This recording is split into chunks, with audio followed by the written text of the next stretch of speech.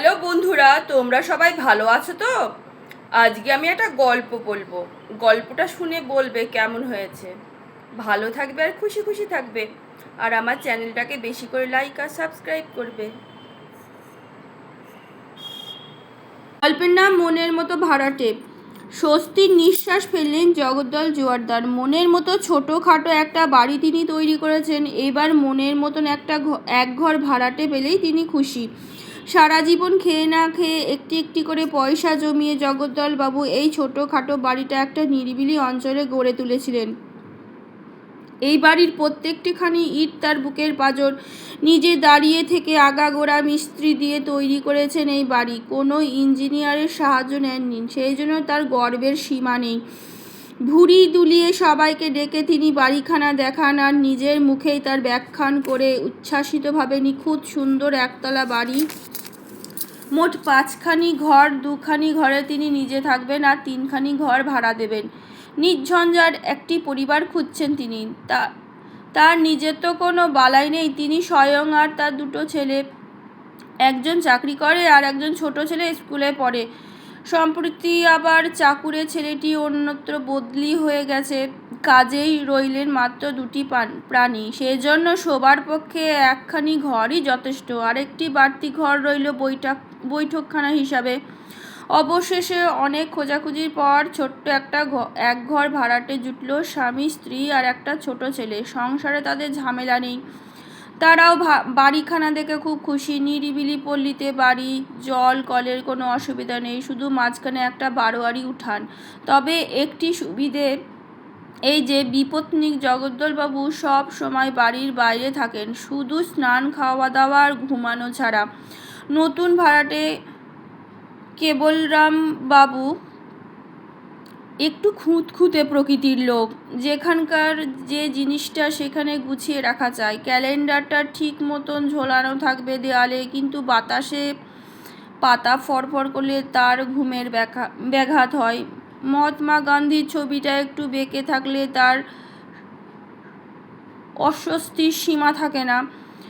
প্রথম দিনই তিনি বাসার সব গোছগাছ করে ফেললেন। সারাদিন গলদঘর্ম হয়ে খেটে সন্ধ্যাবেলায় তিনি বাথরুমে ঢুকে স্নান করে নিলেন।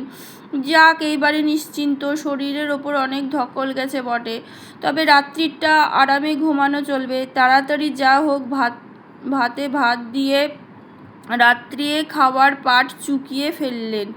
কোল বালিশটা টেনে নিয়ে কেবলরামবাবু আরাম করে বিছানায় গা গড়িয়ে দিলেন। কেবলরামবাবু একটু নিদ্রাবিলাসী মানুষ, একটু কম খেলেই বরং ভালো থাকেন, কিন্তু রাত্রে না ঘুমিয়ে দিয়ে থাকতে পারেন না।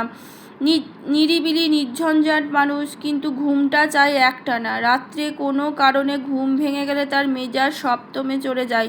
সারাদিন হাই ওঠে, আফসোস, অফিসের কাজে মন বসে না, কেবল মাথা ঠুকে যায় টেবিলের ওপর।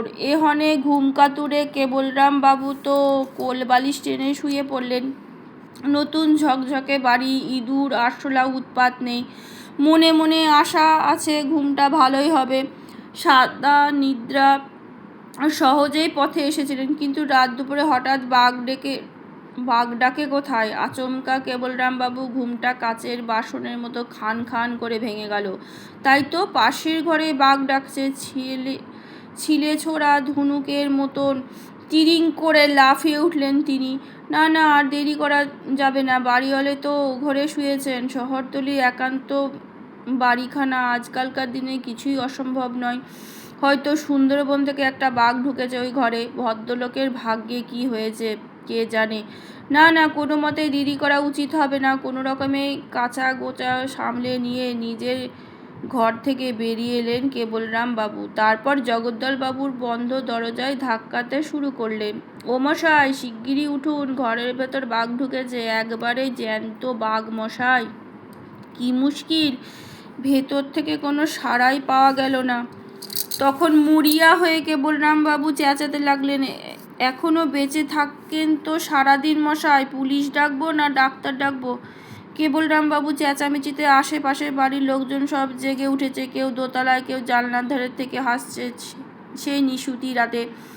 শেষকালে এক বুড়ো ভদ্রলোক দয়াপরবশ হয়ে ওকে জানালে, ও মশাই, আপনি পাড়ায় নতুন এসেছেন, তাই ভয় পেয়েছেন দেখছি। ও বাঘ ডাক কিছু নয় মশাই, স্রেফ জগদ্দল বাবুর নাকের ডাক। হ্যাঁ, নাকের ডাক? আগে হ্যাঁ, নাকের ডাক। রাত্রে ডাকে কি না? আপনি সারা রাত্রি ধরে ওখানে চেঁচালেও ভদ্রলোকের ঘুম ভাঙবে না। মাঝখান থেকে আমাদেরই শুধু জেগে বসে থাকতে হবে। তার চেয়ে এক কাজ করুন, নিজের ঘরে গিয়ে দিব্যি ঘুমিয়ে পড়ুন গিয়ে। কেবলরামবাবু প্রথমটা ভারী লজ্জিত হলেন, তারপর উদয় হলো ওর ক্রোধ। কী রকম বেআক্কেলে মানুষ হে জগদ্দলবাবু! এরকম করে নাক ডাকলে কেউ পাশের ঘরে ঘুমোতে পারে? একবার ভাবলেন পুলিশ ডাকবেন, কিন্তু ভেবে দেখলেন তাতে আরও বিপদে পড়বার সম্ভাবনা আছে। না, রাতটা কোনো রকমে কাটুক। এই বাসায় তিনি আর দিনও থাকছেন না। 2 মাসের ভাড়া আগাম দেওয়া আছে, তা যাকগে, টাকা জলে এ বাড়িতে কোনো মানুষ বাস করতে পারে? কেবলরামবাবু সারা রাত উঠানে পায়চারি করে বেড়ালেন, দুটো চোখের পাতা এক করতে পারলেন না। শান্ত মানুষ কেবলরামবাবুর এত চটে গিয়েছেন যে সকালবেলায় উঠে বাড়িওয়ালা জগদ্দলবাবুকে একটি প্রশ্ন পর্যন্ত জিজ্ঞাসা করলেন না। সোজাসুজি গাড়ি ডেকে সরাসরি বাড়ি থেকে বেরিয়ে চলে গেলেন। জগদ্দলবাবু নিজের দুর্বলতার কথা বিলক্ষণ অবগত ছিলেন, কিন্তু সেটা এমন মারাত্মক হয়ে উঠবে তা তিনি ধারণাও করতে পারেননি। দিন 7 অনুসন্ধান করার পর আর এক ঘর ভাড়াটে পাওয়া গেল। এক বিধবা মহিলা, দিনরাত জপ তপ ধ্যান ধারণা নিয়েই থাকেন। তার 2-3টি ছেলে মেয়ে স্কুলে পড়ে। মহিলা তো প্রথমে ফিনাইল দিয়ে গোটা বাড়িটা ধুয়ে ফেললেন, তারপর ছড়িয়ে দিলেন গোবর জল। জগদ্দল জোয়ারদার সভয়ে তাকিয়ে থাকলেন। ঘরের দেওয়ালগুলোর বাঘের পিঠের মতো চক্কর মেরে গেছে, তবুও ভয়ে কিছু বলতে পারলেন না। যদি মেজাজ দেখিয়ে ভাড়াটে চলে যায়, সব কিছু সয়েই থাকবেন বলে স্থির করলেন জোয়ারদার মশাই। কিন্তু সেই দিন গভীর রাতে একসঙ্গে সেই নিষ্ঠাবতী মহিলা আর তার 3 ছেলে মেয়ে মরা কান্না শুনে গোটা পাড়া সচকিত হয়ে উঠল। ছুটে এসে আশেপাশে বাড়ির মহিলারা, ব্যাপার কি? না, ভূতের ভয়ে ছেলেমেয়েদের জড়িয়ে ধরে বিধবা মহিলাটা আপ্রাণ চিৎকার করছে আর রাম রাম নাম জপ করছেন। অন্য বাড়ির মেয়েরা যত তাকে বোঝাতে চায়, ওরে ওটা ভূতের কাণ্ড নয়, নিছক নাকের ডাক, কিন্তু তিনি কোনো কথাই শুনতে রাজি নন। সেই রাত্রিবেলায় বোচকা বুচকি বেঁধে তিনি বোনের বাড়িতে উঠে চলে গেলেন নিষ্ঠাবতী মহিলাটি।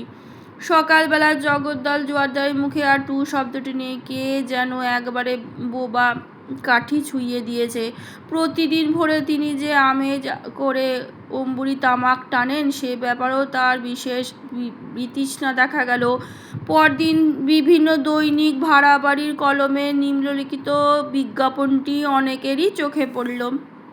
বাড়ি ভাড়া। শহরতলির নিরালা অঞ্চলে নবনির্মিত একতলা বাড়ির 3টি ঘর ভাড়া দেওয়া যাবে। ঝকঝকে বাড়ি, জল কল আলোর সুবন্দোবস্ত। বধির পরিবারের আবেদন সর্বাগ্রে গ্রাহ্য হইবে। আজকের মতন গল্প এইটুকুনি। কেমন লাগলো জানাবে। ভালো থাকবে, খুশি খুশি থাকবে।